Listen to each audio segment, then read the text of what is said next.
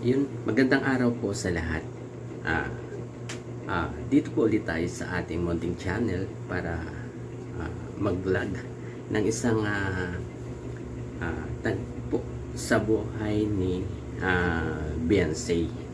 Ito po ay yung may gustong makipagkita sa kanya na fans niya, o kaya or ina-idolize siya ng mga to. Di man lang nagdalawang isip si Beyonce na makapagkita dito sa mga to, kasi nga likas sa kanya ang pagiging mabait. Wala siyang sinisino, kahit sino po ay pwede niyang kitain, sapagkat maalam po siyang makisama sa bawat tao na pwedeng na gustong makipagkilala sa kanya. Nakikita naman po natin yun sa mga vlog or kahit sa mga BTS ng mga K-boys, na kahit sino po, wala po siyang pinipili or iniiwasan. Lahat po, kahit sinong gustong makipag i-vlog siya, ay kinahaharapan niya. Ito nga po, isang tagpo na ito is yung dalawang fans niya. Halika po, panoorin na po natin.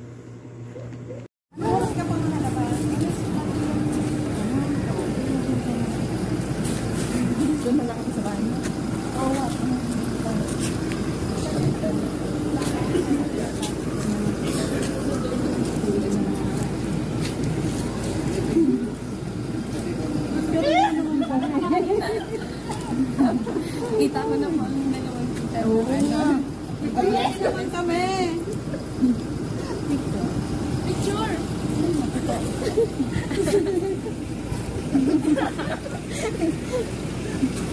So happy to see you. Oh my God. Ang tangkad ni Beyonce. Parang na-miss nyo ang si Beyonce. Siyempre, idol namin yan. Idol namin yan. Parang si Eds, idol. Diba? Si Eds, idol. Picture ulit. Picture ulit. Halika. Sino? Pinatitahan.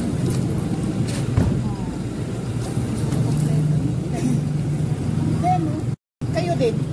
Next time. Kayo din apat. Ay, tatlo ini.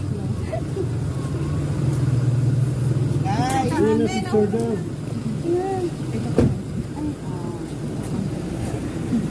halika na. Picture tayo mo yun.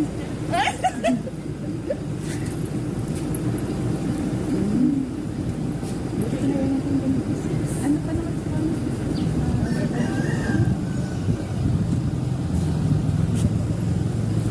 Ang saya.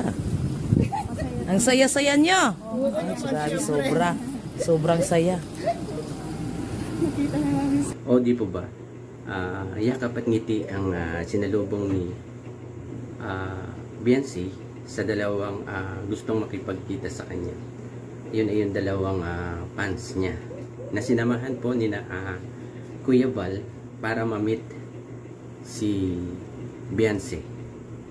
Ang totoo po niyan, inantay pa nga ng mga to si Beyonce na makalabas sa kanyang paaralan.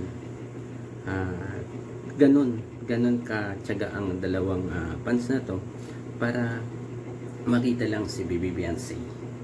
Ayun, hanggang dito na lang po muna ang ating konting reaction or kuro-kuro sa mga pangyayari na naganap nung makipagkita siya sa dalawang fans. Bago po tayo magtapos, pakisuportahan po natin ang ama ng Kalingap na si Kuya Val Santos Matubang, Ate Edna Vlogs, Kalingap Rob, Kalingap Edo, at iba pang mga reactors na legit. Siyempre, ang inyong lingkod, Harselski TV po. Pasupport po. Bye-bye!